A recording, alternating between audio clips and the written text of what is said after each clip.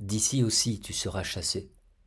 Poursuivre ton chemin à travers ce cimetière n'a pas de sens. Les rats qui y vivent, se nourrissant de chair humaine en décomposition, ne toléreront pas ta présence. Sous les dalles lourdes des tombeaux, au fond de la terre, règne une atmosphère calme et rassurante. C'est tout juste si les sons du dehors parviennent jusque-là. Et surtout, il y a de quoi manger, une surabondance de nourriture, viande, graisse, cartilage.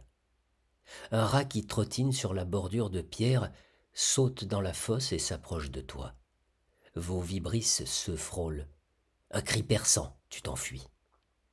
Tu vas devoir continuer ton errance, repartir en quête de cette ville dont l'existence te paraît de plus en plus douteuse. Mais tu n'as pas le choix. Tu n'as plus le choix. Il faut te remettre en route. Une chaîne de rats reliés par l'extrémité de leur queue, attachés, soudés les uns aux autres, chacun semble vouloir aller dans une direction différente, mais aucun ne se retourne pour couper avec ses dents le bout de sa propre queue. Tu les observes.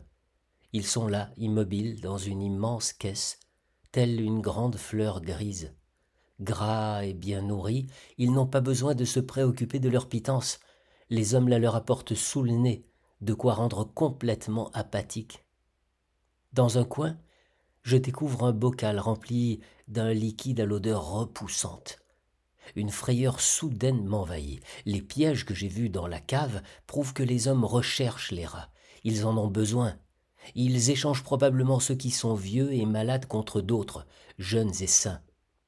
Adipeux, somnolents et comme abasourdis, les rats me regardent filer sur la plaque de verre qui recouvre leur caisse. Je cours jusqu'à la cave. Là, je fais mes besoins sur un piège. Perché au-dessus de la cage, je vois mes excréments tomber sur une tête de poisson qui sent fort. C'est un avertissement pour les autres rats. Aucun n'entrera plus là-dedans à présent. Par la fenêtre entr'ouverte de la cave, je me glisse au dehors. Dans la poubelle, sous un tas de pelures d'orange, j'aperçois un rouleau de papier entouré d'une ficelle. À coups de dents, je tranche, coupe et hache jusqu'à ce qu'il ne reste plus que de menus morceaux que le vent disperse. Le murmure de la mer me rappelle qu'il est temps de quitter la ville, de me mettre en quête de contrées plus propices.